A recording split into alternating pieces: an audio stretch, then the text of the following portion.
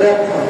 অথচ একজন মানুষের কোরআন শিক্ষা যদি করান তাদের হাদিসকে আবার করা অথচ নিজের ছেলেকে শিখান, নিজের বউকে শিখান, নিজের বাতিসেরা বাইক ফেলে দেয়, তাহলে হাদিসটার উপর আমার করা হবে।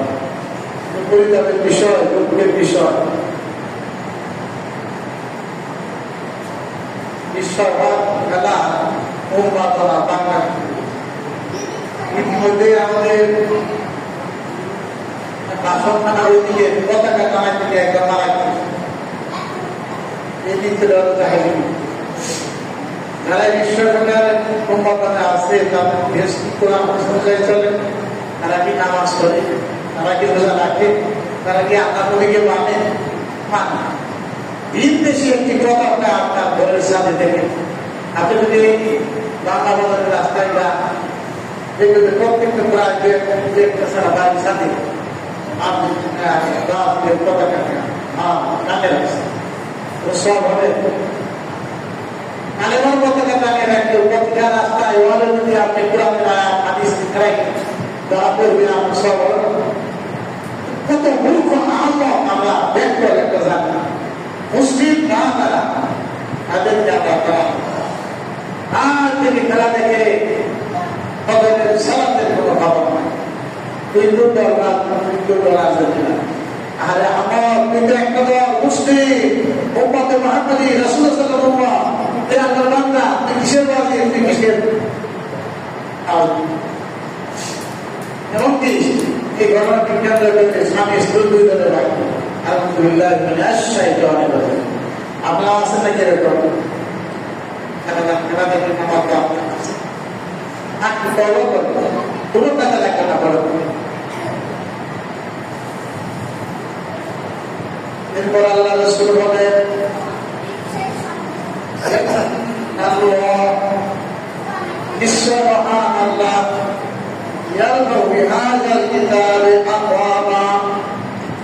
এই কোরআন মজিদ দ্বারা অনেক জাতির আত্মতা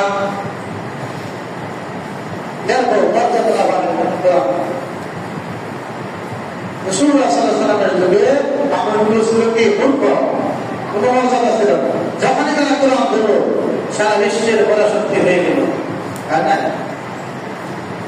ইদানিং যদি বলেন আপনি আফগানিস্তান থেকে তালেবান তাদের শাসনের অনুরোধ হল কোরআন, দেখেন কোরআন মানা করছে আল্লাহ তাআলা তাদের ইজ্জত বাড়িয়ে দিয়েছে, তারা কাউকে করা হবে।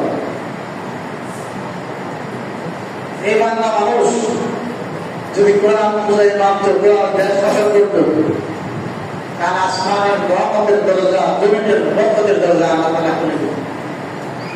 কিন্তু এই দেশের মানুষ কি কোরআন মানে? যে এলাকায় বাস করে মানুষ কোরআন মানে, যে স্কুল কলেজে পড়ে সেই স্কুল কলেজ কোরআন অনুযায়ী চলে সব। আল্লাহ বলে অনেক জাতির মর্যাদা আল্লাহ তাআলা এই কোরআনের মাধ্যমে বৃদ্ধি করে দিলেন এবং আবার এই কিতাবের মাধ্যমেই অনেক জাতির প্রচার করিয়ে দিলেন। তাদেরকে অপমানিত করবে, লাঞ্ছিত করবে। এত লাঞ্ছিত করবে। এক সময় ভারতবর্ষ মুসলমানরা শাসন করত, আর এখন সেখানে মসজিদের পর মসজিদ জানিয়ে দিচ্ছে, ভেঙে জোরমার করে দিচ্ছে, নারীদের দর্শন করছে, গরু জবান শিক্ষা করছে, বুঝছে না? কারণ কি ভারতবর্ষে বাংলাদেশে যত মুসলমান তার চেয়ে তো বেশি মুসলমান। এরা যদি কোরআন অনুযায়ী চলত, আপনার মনে করেন ব্যবসা করলে হ্যাঁ মুসলমানদের ইজ্জত হয়, বরবার আপনি যদি কোরআন অনুযায়ী চলতেন, একটা সংগঠিত দল থাকতো, একটা জিহাদি প্রোগ্রামে একটা জাত গঠিত হইত, ভারত পারত, তখনই পারত। আজকে যদি এই মুসলমানরা বাংলাদেশের কোরআন অনুযায়ী না চলে, তাহলে তাদের কপালে কত কষ্ট। সীমান্ত এলাকায় যারা থাকে, কিছু রাস্তায় নারী পুরুষ শিশু বৃদ্ধাদেরকে একটা জড়ো করছে, না ঢুকতে পারে বাংলাদেশে, না ঢুকতে পারে ইন্ডিয়াতে। এরা তো মানুষ, মানবতা কোথাও নাই, বলুন কিন্তু মানুষ। কত মানুষ মুসলিম হওয়ার কারণে ভারতবর্ষ শহীদ হয়ে গেছে, তখন চিন্তা করেন, তখন খারাপ লাগে। আগে হিজাব ধরে পেরে থেকে খুলে ফেলা হচ্ছে, মুসলমানদের মা বোনকে ধরে পেরে দর্শন করা হচ্ছে, আর আপনি